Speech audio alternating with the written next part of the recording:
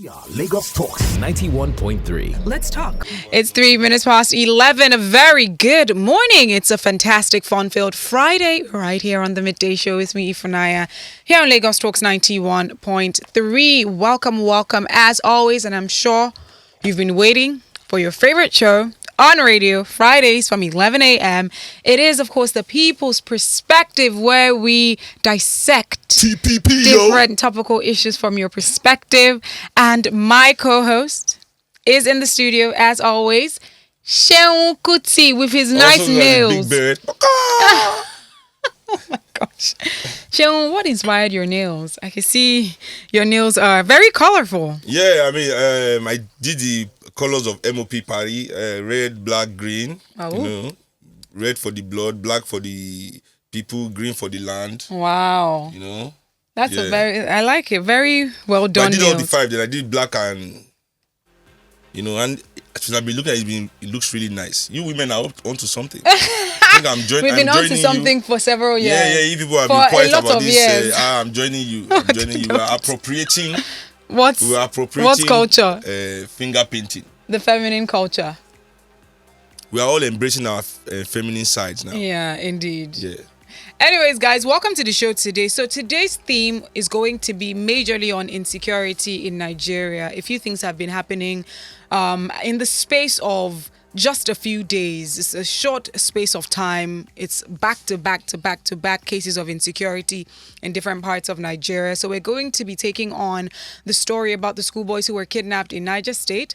We're going to talk about the unrest in Olu in Imo State yesterday. And in general, we're going to talk about insecurity and the roles the governors also have to play as the chief security officers of their different states. So just starting off with what is happening in Olu, Imo State. Let's go back to the 25th of January. I believe we did touch on that the Friday after this unrest happened in Olu, when we received reports of heavy shootings in Olu in Imo State. Now, the narrative was that there was a military operation in the community as a result of a clash between the army and some youth believed to be members of the Eastern Security Network, that is ESN, which of course led to the death of some civilians. We saw some videos, we saw people, crying over the dead bodies, and it was a whole lot of mayhem going on then. Now, to just yesterday in Olu, there was panic again in the Orsu local government in Imo State, as the Nigerian military began operations in search of the camps occupied by the personnel of the Eastern Security Network linked to the indigenous people of Biafra. Now, an army spokesperson confirmed the operation, and he said that the locals were not being harassed. He did confirm the deployment of helicopters and other military gadgets in the operations. Now, the army spokesperson said that the operation was an offshoot of military intelligence.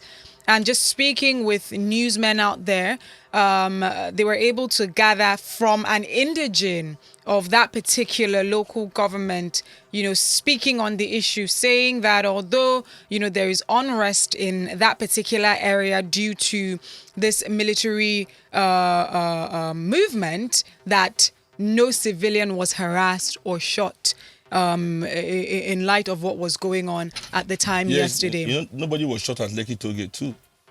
Well, that's the narrative. That's the official narrative that we have received. You have to understand that the Nigerian army, they are very, very professional. So just taking a look at this particular story, Seun, because the military is saying that they're acting based on intelligence. Now, if the military comes out to tell us that they're acting based on intelligence and that there is a fraction or a group that has maybe plotted or planned to cause some sort of mayhem or unrest, of course, affecting our national security, one can say that we can't outrightly say that the military is right or wrong, because they are saying to us that they're doing their jobs, acting based on intelligence. However, from the citizens, what they are pretty much identifying is the difference in action and response by the military towards the ESN and also towards the herdsmen. And there's a comparison because people are wondering if there's a difference, if one has been tagged. Let's not remove things from their context. Okay. ESN is fighting. Will fight or will begin to fight the kind of war Boko Haram is fighting.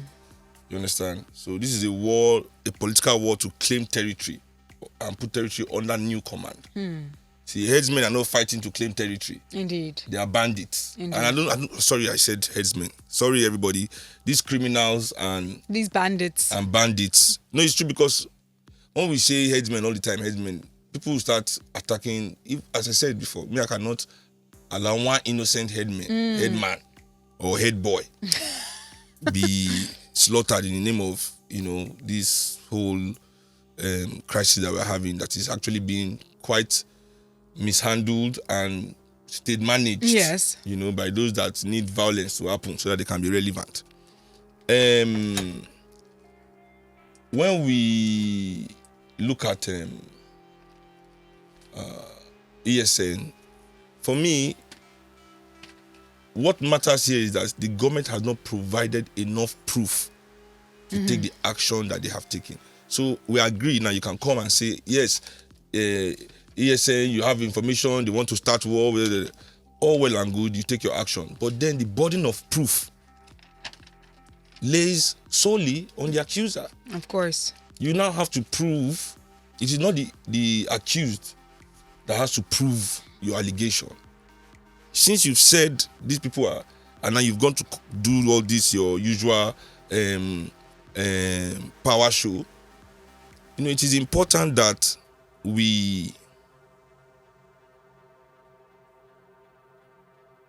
also demand for the evidence to justify such an action. Because it is not today that the Nigerian army has been overhanded with the Nigerian people. And when, Nigerian army are saying, well, they are conducting peaceful program and citizens are saying they are harassed. Maybe Nigerian army don't know. Your presence alone is an harassment to our soul. Once we see you, the way our hearts they cut is an harassment to our spirit. We start to sweat in hidden places. Just hoping you don't say, come here. If you hear come here, your soul go first stand outside, say go alone. your soul go stand alone and say you first go outside first, go know what they happen there. Oh my goodness. So your presence alone in our communities, because you have not made yourself into, our defenders, really, in any way. I say to the Nigerian people, like, in the story of our freedom, to become Nigeria, whatever we have gained in this country, tell me one role. Which one the army fight, the Nigerian army fight for? These military people that except that they connived, joined their hands together and fought a civil war that further destroyed this country. That's the legacy of Nigerian army. Civil war, they've not done anything greater than the civil war in '66. These Nigerian army people, since they've been ruling us. Nigerian army people. But I want to know, is the military obligated to prove to us that they have intelligence to pursue not, BSN? Not to go and prove to us on the page of newspaper, but to go to the Senate, and be grilled, interviewed, interviewed on the action taken in the theaters of war. Because they've turned Eastern Nigeria now also to a theater of war to a certain extent, as they've done Northern Nigeria. So the burden of proof, lays on the accuser. I mean, it is this is law 101. Yeah, indeed. but Seun, what are your thoughts about the citizens? Because, of course, Nigerians want to be protected. The military ought to protect, our territory and our borders. However, Nigerians are more concerned by the overzealousness, so to speak, of the military towards this particular fraction in comparison to how they have been responding to the terrorist groups in Nigeria. Okay. From that aspect, I mean, you also have to look at it from the angle of godfatherism. How powerful are the godfathers of these boys in the East? How powerful are the godfathers of those ones operating in the North? That's all it is. Is how powerful is your godfather? It's case closed. That's the game. Wow. That is the game. This is not a matter of, so godfathers make things happen in this country for they even put president in this position. There's one book I had to force myself to read it because oh my God, let me not. But I read the book. It's called by a guy called Tom Burgess. It's called The Looting Machine. Okay. And it talks about how looting happens in Nigeria. He actually names names, Oh, interesting. and talks about it. And when you see the game that people play, and when they now talk about security, they're the same people that created the insecurity by making the borders porous, that anything can pass through the Nigerian border. Anything whatsoever. Anybody can move anything how they want in this country. I see the same people that will be shouting insecurity, insecurity, insecurity. They're still the ones benefiting from the insecurity. So, as they say in America, follow the money. You want to get to the bottom of any crisis, or even in Nigeria, everybody should just sit back, relax, and see who is benefiting. Let's follow the money. It is still, and I believe so, that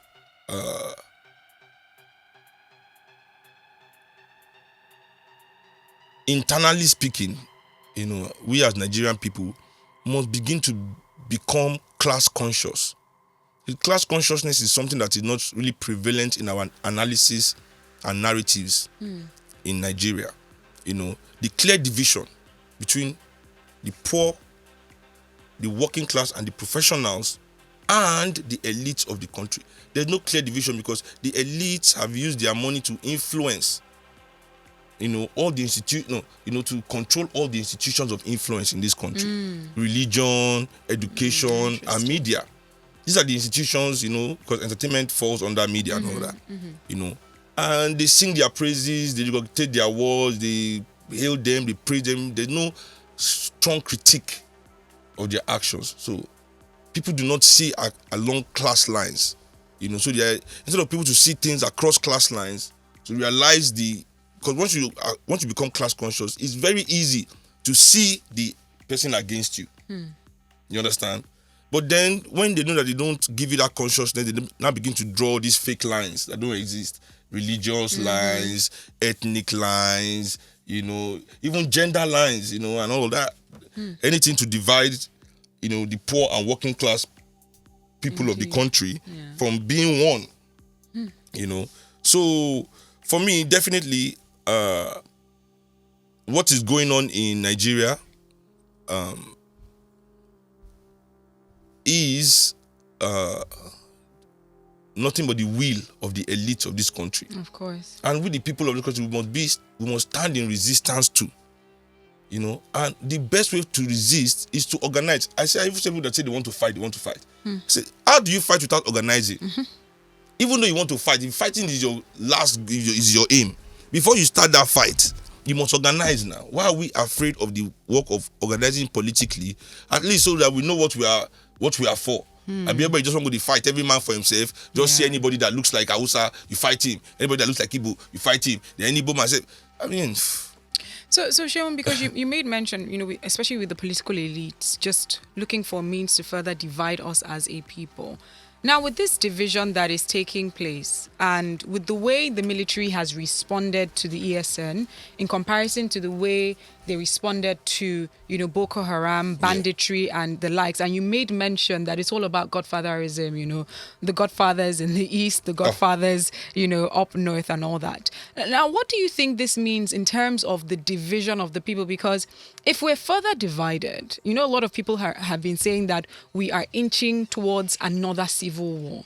If we're further divided to a point where we get to that point of civil war, even the elites would lose, because where there is unrest, everyone starts. Let me tell you, first of all, our elites, they are not ours in the sense that they are a part of us. I will stake my new car on the fact that probably there's no Nigerian serving politician in high office today whose children only hold Nigerian passports. Of course. Their most expensive properties are not in Nigeria. Their most expensive. You'll be surprised to find out that African rich people are investing in military industrial complex in America. Wow. In Lockheed, in Boeing, companies that are making bombs that are coming to kill African people.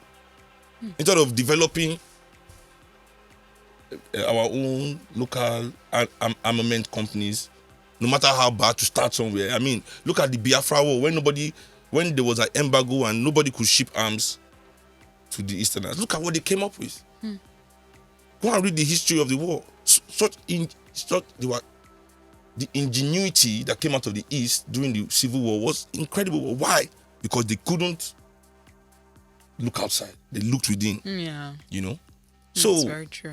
For me, it is one point. In fact, is if you look at Ebonyi State now, suddenly Ebonyi State is one of the most quiet states. You don't hear anything from Ebonyi State. Nothing. You hear nothing from that state. Suddenly now, we first hear that the governor moved from PDP to APC. Some few months down the line, there's communal clash in Ebonyi State. Yeah. There's violence everywhere. I mean, it's easy for Nigerians to draw the line if we want to draw the line, But I think most people are not interested in that, want to point the easy finger, want to look for the poor man to hate, because inside our heart, we still want to be an oppressor. We're an oppressor in waiting. So we don't want to rock this oppressor boat. Yeah. So look for anything that doesn't blame the oppressors for what is happening. It is the poor headsman, it is the headsman. That is the problem. All right, let's take some calls and read some tweets and WhatsApp messages. If you're listening, please feel free to join the conversation. What are your thoughts about the current unrest in Olu State, in Imo State, I beg your pardon, Olu specifically in Imo? What are your thoughts about this, and what do you think this means for the state of security in Nigeria if a specific group of people feel like they are poorly treated in comparison with other parts of Nigeria, talking about, the banditry taking place up north and the activities of Boko Haram in other parts of Nigeria. What are your thoughts about this, and how do you believe this is going to affect the entirety of Nigeria moving forward? Please feel free to join the conversation. Lagos Talks, good morning. What's your name? Hello, good morning, Ify. Good morning. What's your name, please? My name is Val. Val, welcome. Join the conversation. Yeah, sure, good morning. Good morning. I have two things to say. First of all, Ify, I'm very sorry. Thank you for yesterday. But because of network distortion, I couldn't get that number. So if you could kindly read it out again, maybe towards the end of the show, I'll be listening. I appreciate it. What number is that? IBN yesterday. Well, we'd have to wait for him to be back in the studio because I don't have that number with me at the moment. But if I'm able to get across to him, I'll let you know. But join the conversation, please. I think basically the approach that the military is taking up for pertaining to this Eastern Security Network source is the approach of an oppressor. Okay, having trying to conquer maybe a particular interest or a particular region.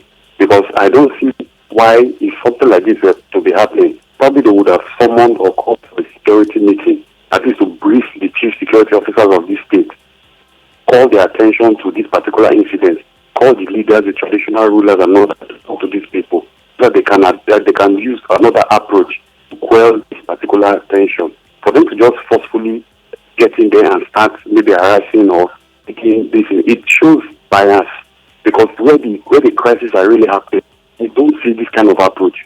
We don't find them taking this kind of approach. So it's obvious that from our own perception, they are biased. They are biased towards a particular region, and it's unacceptable. Now, how powerful do you think the traditional rulers are in the scheme of things going on in these different parts of Nigeria, especially in the north? Because a lot of people have been calling on the traditional rulers, saying that they have influence enough to cause a certain level of peace in the midst of the unrest that's going on. I think pastors in Nigeria today have more power than any traditional ruler. Interesting. I mean, in that Redeem camp, the king of that area, Aladeboye, who do you think is more influential? Did you say the king? You have one baale in the area now. Okay, the king of that area. Yeah. Okay, yes. Who do you think is more influential? Well, you tell me. I believe it's Adeboye, hands down, in that Redeem area. So, traditional rulers can only do so much, especially when everybody has... See, before, just like in 2012, now that if you remember very well, Fashola denied that he invited the military. Now they've exposed one letter where he said, yes, he agreed, but not to this extent, that they've tried, they should not even be going. Because, see, what we see is the outcome. Yeah. We don't see the backroom dealings. Exactly. What has the governor said about this military occupation of his state? It is important that we should also find out what is the governor saying Because if he is not sanctioned by the state, then that means, and the state is not under a state of emergency, that means that state is being occupied by the Nigerian military. So the governor should be like, why is there army in my state? Yes. Shooting people or whatever. But what have we heard so far? So everybody is probably in on the act. We are the marks. So we are the last to know. So I try as much as possible. I mean, when Obasanjo was the head of state, it was Yoruba when they burnt my father's house and killed my grandmother. It wasn't Buhari that came to do it from the north. It wasn't who is a powerful Igbo general. You people don't have a lot of those. Says you people. Since Civil War, they don't trust you people to put you there anymore. You want to. Let's read this coming from Philip, saying, how can Nigerian military conduct airstrike in Olu? What is the offense of the Igbos?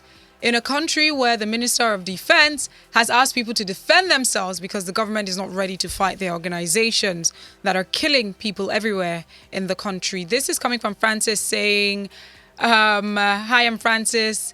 NBC has clustered your wavelength. We can't hear you. Interesting.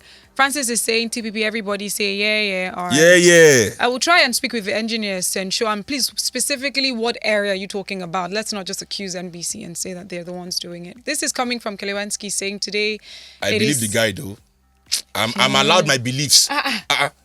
My beliefs cannot be sanctioned by NBC. This is coming from Kelewensky, saying today security, tomorrow it will be policies, brutality, and then NLC ASU strike, then it will be the corruption, then domestic violence, then poor education, etc. Aren't all these enough to let us know that the problem with this country is more of a fundamental issue than all these symptoms? For me, I want to see a better Nigeria, but seriously, it can't be built on the tenets of emotions or just a mere slogan of one Nigeria, but on ideologies drawn from the various natives that make up this country. Yes, but you see, the reason why we can't just dispense of Nigeria is that most people don't understand that this machine called Nigeria, since it has been created in 1914, is responsible for millions, tens of millions of exploiting tens of millions of African lives that have been trapped within it. Wow. So we'll just let it go with all the loot of that exploitation. When very well those people that participated, those Africans that participated in the crime with Nigeria, because Nigeria is an entity on its own, people have to understand that. When I say class and I don't talk ethnicity, it's not as if I don't understand what Nigeria is. Nigeria is first of all, there was no African present in the creation of Nigeria or any of these states. Nigeria is actually, no matter how much the British deny it, is the most populous. Was the most populous of their colony, and is the N-word. It's not because of River Niger. Yeah. River Niger is named after Republic of Niger. They already have that. Yeah. We are not. We are the N-word area. Yeah. You understand? That's historical fact. Yeah. From these racists. So named by racists, created by racists. What do you think? They want? Do you think they want something? They created Nigeria so that we, the people trapped inside of it, will enjoy. This thing started as a company, and what is the company for? It's to extract profit. Yeah. So it was created to extract our resources and exploit our labor for profit. There's nothing anybody in Nigeria can say that they have achieved other than profit. That's all they all have, because that is all this country can give you. Let's read out let me some just more learn. So tweets. I understand that, but at the same time, to counter such a machine is not only to dismantle it and blow it up. You must capture it or take control of it. Yes. See how it works. Then you cannot decide to either dismantle it or repurpose it to suit your needs. Yeah. This is how we must move. We must move, in a manner that we are trying to get the best out of our situation, not to make matters worse for ourselves. That all the people that are pushing you on now will enter their private jet. Film. All this your pastor will not carry you. If you think it's because you bought church jets, that when they are going, you rush there with your family, you run. He's a lie. He's a lie. They might even deceive you that they will carry, so you can carry some of their load. Say, yes, we'll carry, help us. Once they reach the tarmac, when their security first change eye for you, first say, if you know, move. I say move. He says move. It's move. What Don't actually kill move me. back. Sheon, please, let's read out some more tweets. This is coming from Olugbenga on Twitter saying, Sheon, please kindly make sure you read this tweet. Oh, good morning. Which tweet is that? Anyways, if you want to send a tweet, please send it to our handle at Lagos Talks 913. Use the hashtag The People's Perspective 913. You can tag Seun, the real Seun Kuti, right? On Twitter. And myself at Ify_I. That's IFY_I on Twitter if you're sending a tweet. If you want to give us a call, you could call 0809 234 5913. 0809 222 0913, 0809 191 3913. Also 01 515 0913, 01 515 1913. Lagos Talks. Now, very quickly, guys, Right, you see, with regards to this thing in the southeast, the way the military is always very quick to descend on the people from that region. Look, there's something that we have not realized. And I was listening to Kunu. Kunu appears to be the only person who has realized in that direction. This country belongs to a particular region, whether we like it or not. Forget what they teach in classrooms. And they have shown us repeatedly, not too long ago, 2 days ago, look at what the Arewa Constitutive Forum said, that the relationship with the Southwest is a master-slave thing, a husband-wife thing. They rub these things on our faces every day. Once there's a little thing in the South, you see them descend heavily on us. Meanwhile, they have helicopters. They cannot go to what's happening in Niger State and in the Northwest region to descend on the so-called bandits. It's a shame. And my biggest worry is that our leaders in the South here are not saying these things.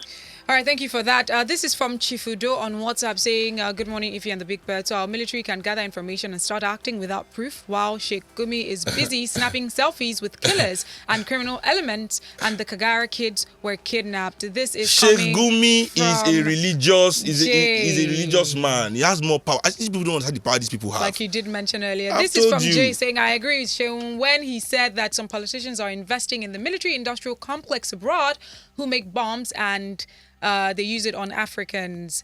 This is coming from Adebayo saying, good morning, Ify and the great revolutionary in the studio on the insecurity in the country. Sheun, how can we explain a situation where some set of people are clamoring for amnesty for terrorists called bandits, while the other people keep quiet over the invasion of Imo State? This is coming from listener saying, good morning, Miss Ify and Comrade Sheun. Please, with the state of what's happening in Olu, Imo State, what's the so-called governor doing? Imagine he hasn't even deemed it wise to address the inhabitants of the state. This is coming from Michael saying, when Aisha Buhari warned us that her husband's cabinet had been hijacked by cabal, we took it for play. Now see what is going on. This is coming from a listener saying the people who suffer the most in Nigeria are the intelligent ones, the people who know.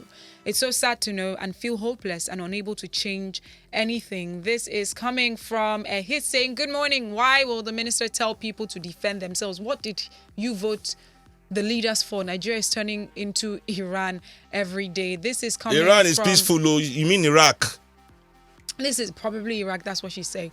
This is coming from Make you told her no verse for us. So say, are you hoping to war for my country? You want to war for my country? This is from Khalid saying, it's TPP, everybody.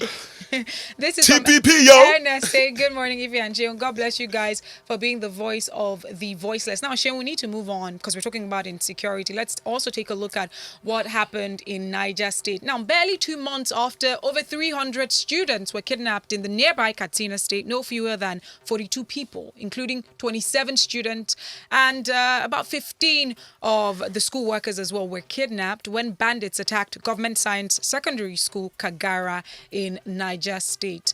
Now, a resident who actually witnessed the kidnapping described how the kidnappers tied the victims in pairs and took them away. Now, just a few days before that kidnap happened, 18 passengers of the Niger State Transport Authority were kidnapped by bandits in Niger State. Now, this attack also occurred at one Yakila village in Rafi local government in Niger. And it saw that the bandits... Wait, all these people that they are killing and kidnapping, are they Northerners or not? Well, we're not aware. I'm not privy to the names of the individuals that were kidnapped. Okay. So, this particular incident that happened a few days before the boys were kidnapped, like I mentioned, it happened in Yakila village. And from what we saw the bandits leaving a woman and her baby behind while they went away with 18 other passengers. Now, the passengers were said to be heading to Mina when that happened. Back to the schoolboys. We are not aware of that. Back to the schoolboys. Just an update. Okay, so from Kotangora, you know Nigeria. Kotangora. Okay. Kotangora is how I pronounce it. I say you need to come and spend a month with me. Let me Nigerianize you. Don't. I'm very Nigerian. I'm very evil.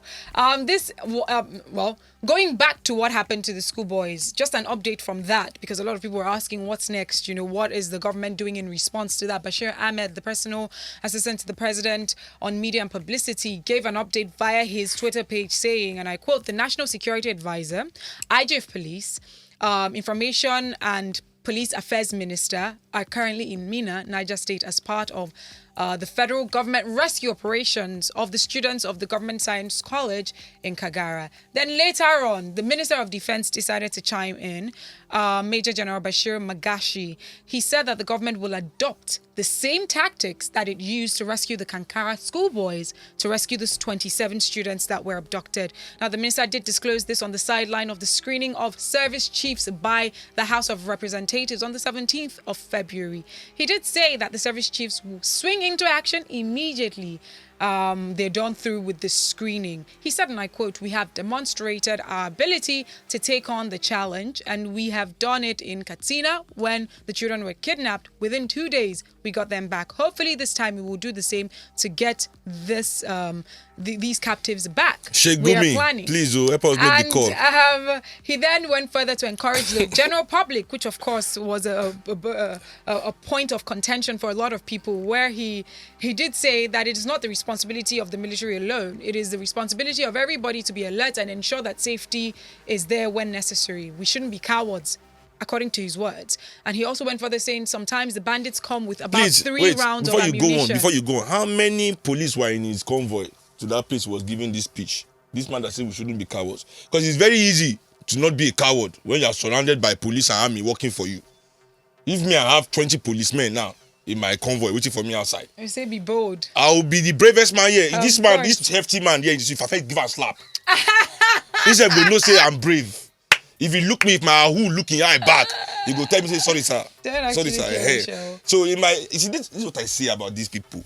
So wait, before you say anything about these people, so Sheon, because what he's saying now, he's saying that they're going to use the same tactics and techniques that they use to get back the over 300 boys that were kidnapped. I remember at that time, there was a back and forth with the citizens accusing the government of negotiating with terrorists and paying a ransom, which the government did say, well, we didn't negotiate with terrorists, we didn't pay any ransom. And right now, they're saying that they're going to use the same tactics to get between these... the army and the government. The government said that they negotiated to release the guy. The army said over 300 the army said for students. Where we did the operation to exactly, but they did mention that they did not pay any ransom. But based on the speculations, ransom was paid. But the government always says, and I believe this is a narrative, from the government of different nations, where they say they do not negotiate with terrorists. And with what happened with the over 300 boys... No, but first of all, every government negotiates with terrorists. But they will never outrightly come out to say... Because once terrorists hold you for way strong, of course, you talk they true. definitely have to. But now they're saying that they're going to use the same tactics to get back the boys that were kidnapped. So what are your thoughts about this? Because if the governor of this state as well is saying that he's not going to pay any ransom, that's what the governor is saying. He said he's not going to pay any ransom, but the military is saying we're going to use the same tactics that we used to get back to over 300 they'll get back the boys. So far they get back the people. We thank them. Whatever tactics they use. But if there is a division between what the military is saying and what the chief security officer of a state is saying. What I'm saying is, if immediately I hear news like this, like, because I'm a dad now. Children. You've been a dad for a while now. Yeah, I'm a dad now. No, like yeah, but you know. Yeah. I've been 7 years a dad. Exactly. You know? So almost 12 years a slave. 7 years a dad, that's almost 12 years a slave. Yeah. It's not easy. It's not easy. So now, so as a parent, I think when I hear news about children, the first thing that happens to me is that I immediately put myself in the position of the parent. What if this was my child? And if any of those parents right now, all these things we are saying on the radio, the tactics the government want to use, the military say, for them, it means nothing.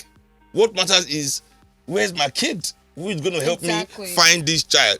Whatever tactics, whatever way. So that's why I'm like, if they can get the kid, just get them back first.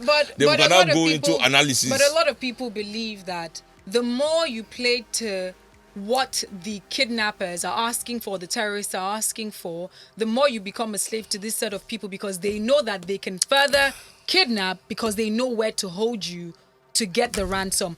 And oh, sorry, my pen has dropped. If you didn't want to pick it up with me under the desk, no, I don't. like high school. You're a joker, show.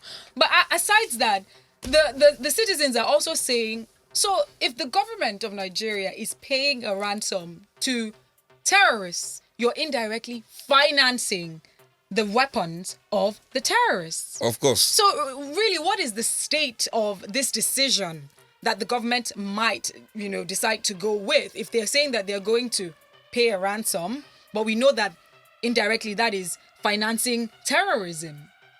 Well, you see, first and foremost, these bandits and criminals, election here, many of them are working for, even Boko Haram started as Modu Sherry, what was his name? That's Borno governor. It's all election. We all know, like, half of the thugs in Lagos, more than half, 3/4, even, 7/8 of all the thugs in Lagos work for one politician or the other. Interesting. And are all mobilized. You find out that during election, kidnapping will stop. All these things will stop because boys are concentrating on the job at hand. So for me, even when people say headsmen, okay, if headsmen are really a problem, is it the person working with the cow that is the problem or the owner of the cow?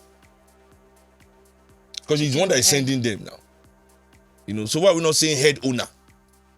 Why? Because we are programmed, to hate the rich. Hate the poor and revere the rich in this country. Because once you start saying, why are these head owners behaving like this? Can they modernize if we make it about the head owners? But the head owners, nobody wants to be their enemy. But it's easy to, brutalize innocent and guilty headsmen, because, they are poor like you and me. But the issue about Nigeria is that, ladies and gentlemen, maybe you don't know this, but as a Nigerian, you are kidnapped. You're already living a life of ransom daily. What is manifesting in all these nether regions of our country, in the rural areas, is a physical manifestation of the social relationship between we, the people, and the rich people of this country. So what do I mean by kidnapped? It simply means our existence is held at ransom of low wages and high services. So what do I mean? I mean, imagine if all the rich people in Nigeria was one person, and we, the rest of Nigeria, are also one person, and you work for this person, right? Remembering very well that in the slavery days, right, the slave master had to take care of the slaves' clothing, housing, medicine, transport, feeding, everything the slave need. Then now the slave is free. He has to buy these things from the same master who is economically better, so we employ us, So now, where it's peculiar in Nigeria for me, and in Africa in general, is that unlike the rest of the world, where this dynamic is like, okay, I'll pay you this wage for you to go and buy all those things that I normally give you for free, But in Nigeria, we're giving low wages. People don't understand how dangerous this is. Because low wages means that we cannot afford quality services for ourselves and our family. Nobody wants their child to go to a decrepit school. You understand? Everybody wants their child to go to the best school to become the best that they can be. And how much is the school fees of the best school in Nigeria? Of the best schools? We're talking millions of naira from primary school. Not that you're even in university yet. From primary school, you're already paying millions of naira. Who can afford that? Minimum wage is 30,000. So imagine if you're even a branch manager in a bank, and you are earning 2 million a month. You have 3 children. You have to give them private education, the 3 of them. You have to get a nice house in a safe environment. This same person that is paying you this low wage now is the owner of those schools, because it's those same people that own the schools. Of course. They're the ones that own the hospitals. They're the ones that own the real estate. They own everything that we use these low wages to fight for. Now, here's the worst part of it all, is that for us, these people have the power, for us here, they have the power to influence government to the extent that government has divested from public services. People say Nigerian schools are not good, teachers are not. It's not good because nobody is putting money. The Senate budget in Nigeria alone is more than our education and health budget combined. For the Senate, 700 and something people. There is more than educational budget of the whole country, of 200 and something, of maybe the 100 and something million that need public education. So now, they've defunded public school. So with your wages, you cannot even say, oh, I'm not going to their school. If you want your child to have a good future, you have to take your child to their school. So with the low wages, now you are working there. Your money for your work, your salary doesn't match what those things that you need. Is it not now easier for that same guy that has put you in this position to now make you mortgage your soul, like hold you for and say, do this? And you have to do it. Not even because you don't want to lose your job. This is not even secondary, but because you have to pay your bills. The bills that you are paying to him that is giving you the low wage. That's our relationship in Nigeria with the rich. We are held at ransom by low wages. They give us African salary, but all their services are charged at world-class prices. Very true. Yes, that's what I'm saying. When they, that's why even in our government, before you know anything, our petrol holding us to ransom with it, they come and say, but that is not how they do in the rest of the world. That is not how they do it in Saudi Arabia. Is that how they pay people salary in Saudi Arabia? If you want to compare us and our economy, compare it where? Bring Central African Republic. Bring our mates there. Bring Benin Republic. You'll be talking about Norway. Can you pay Nigerians a tenth of what Norway people pay their people for minimum wage? No. So why are you telling us about how Norway is running their economy? Or selling their petrol? Or how Saudi is doing it? When you know fully well that you do not give us the wages. So, I'm saying it, and I'll continue to say it, that it is the same set of people that are holding our lives to ransom with this arrangement. They're the same set of people that are behind all these things that happen in all the areas of this country. Yeah. It is them and their agents. Because first of all, they are even the only ones that can afford such a thing. All right, Channel, let's move further into the topic for today, or the theme, which is insecurity. If you are listening and if you're sending tweets, please ensure that you use the hashtag #ThePeoplesPerspective913.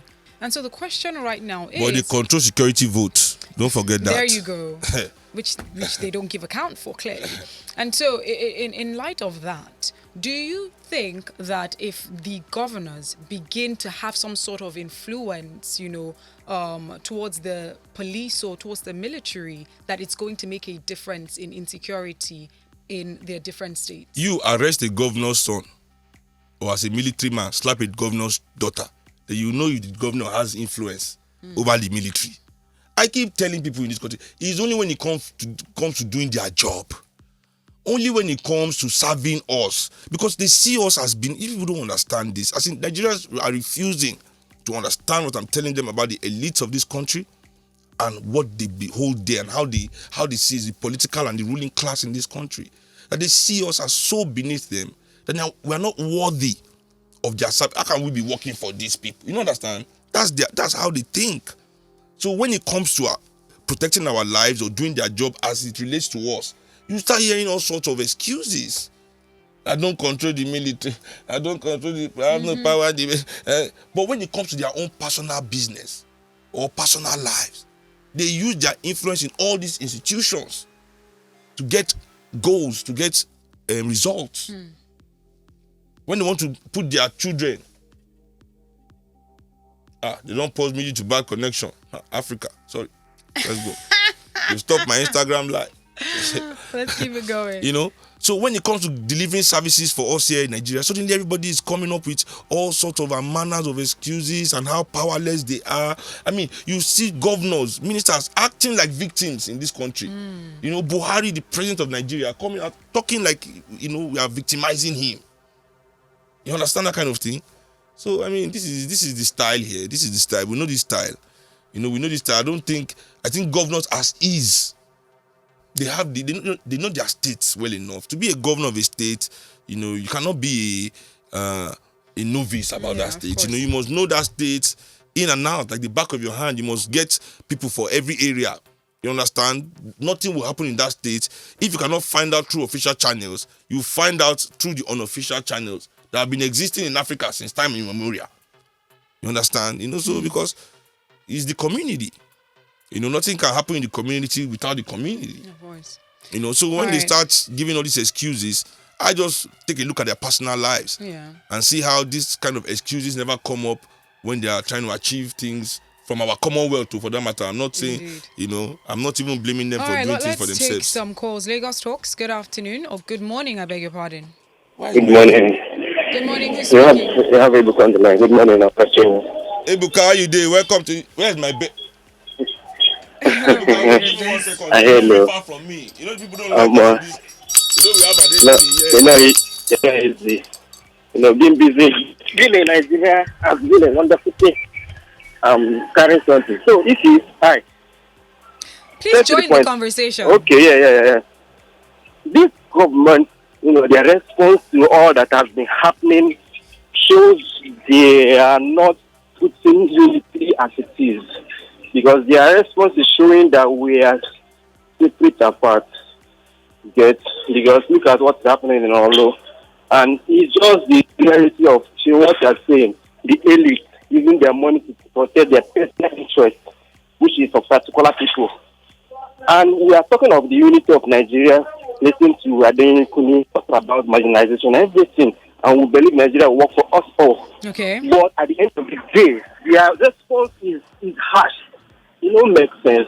Thank you, bro. Lagos Talks, good morning. Who's speaking, please?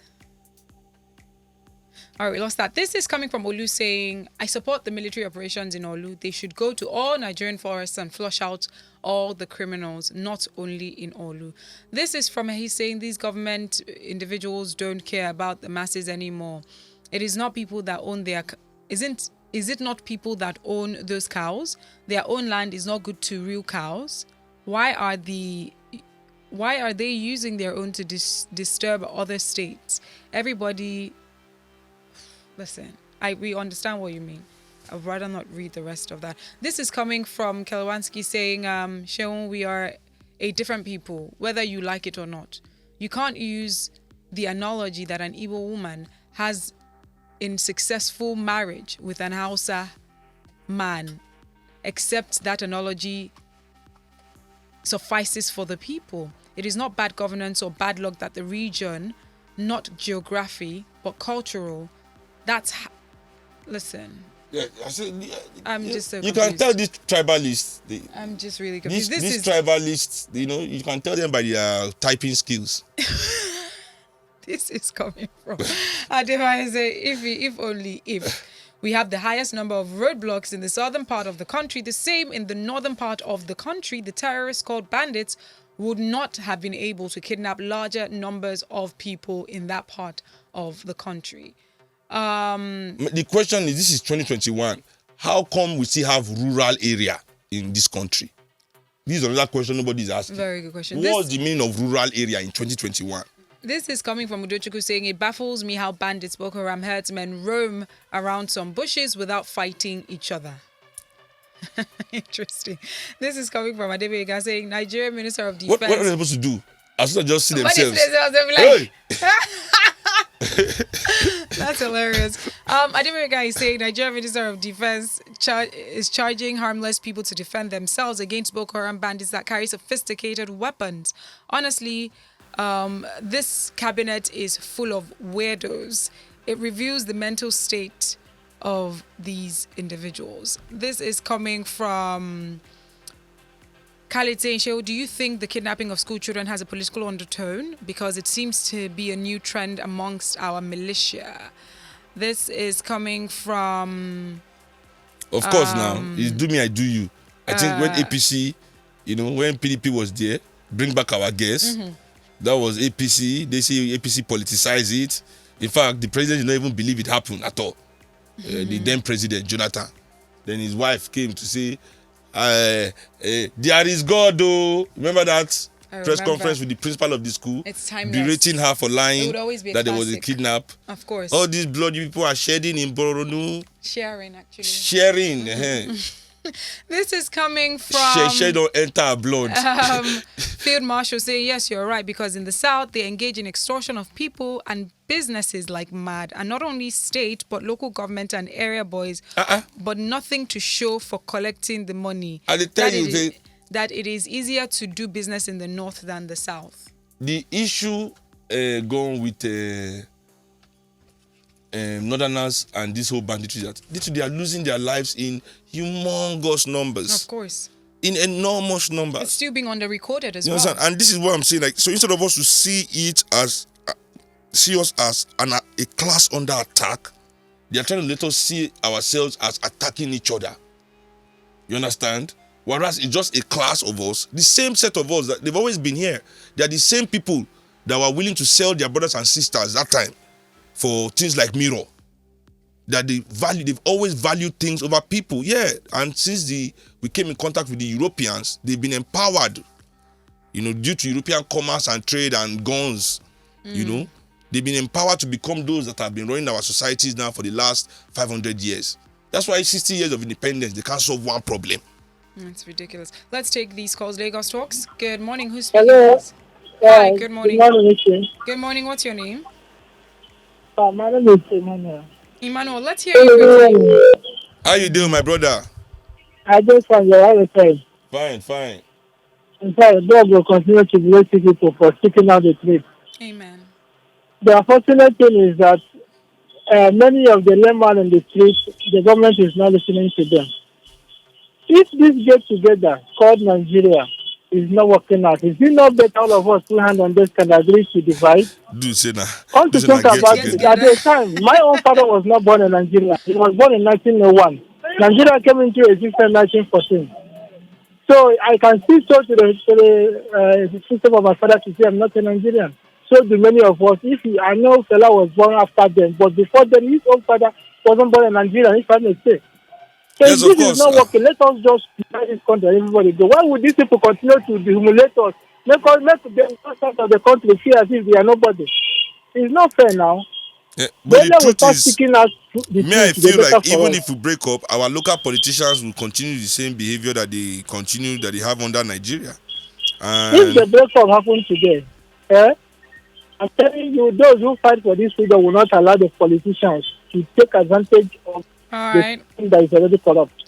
All right, thank you very much for your take. This is coming from Francis saying, Sheon, please, your response to the northern narrative that their husband, the South is wife, that they are master and South is slaves.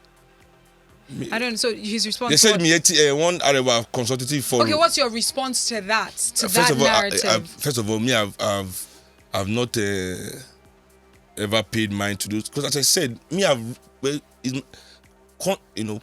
my political consciousness has already outgrown this kind of, what do I call it? Kindergarten style, infantile. Propaganda system. I've grown past. Nobody can catch me that kind of line. Indeed. Because first of all, I know that not be all Northerners appoint them as spokesperson. Of course. I can bet my what can I bet? I can bet my watch that majority of Northerners disagree with what he's saying. They're going to talk, who sent this one message now? That already is shit. You know? Look at Trump in America, for example. Trump was the president of the United States with huge following. Yeah. And they voted for him. And he was saying mean racist things. But even at that, there was still an America that did not support Trump. Of course. We Nigerians, we validate that America that did not support Trump. No matter what Trump was doing, we cannot extend the same courtesy to our brothers in the North. That, okay, it is not all Northerners that are talking like Trump, like this Mieti Alao. There are other Northerners like you and me that don't believe in this narrative. But we rather give the liberals of America that believe, that we believe are our friends, the benefit of the doubt to save America than we give to our own brothers and sisters. No matter what Trump says in America, how many Nigerians hate America today?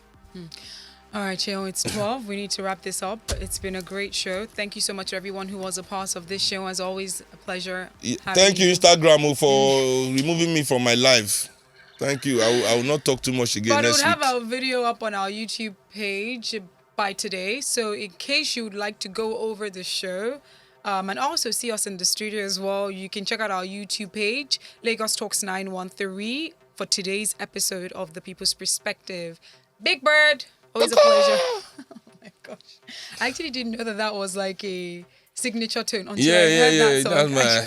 That's my any jam you hear, just know the Big Bird is about to jump in. Oh my gosh. All right, Shehu, what are your handles for those who want to follow you? Big Bird Kuti on Instagram, Big Bird Kuti on PlayStation. In case you feel like you can play FIFA and you are feeling like you want to try yourself.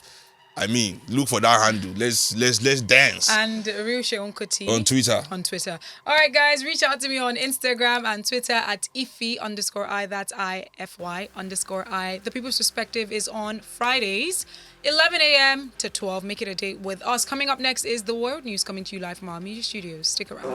We are Lagos Talks 91.3. Let's talk.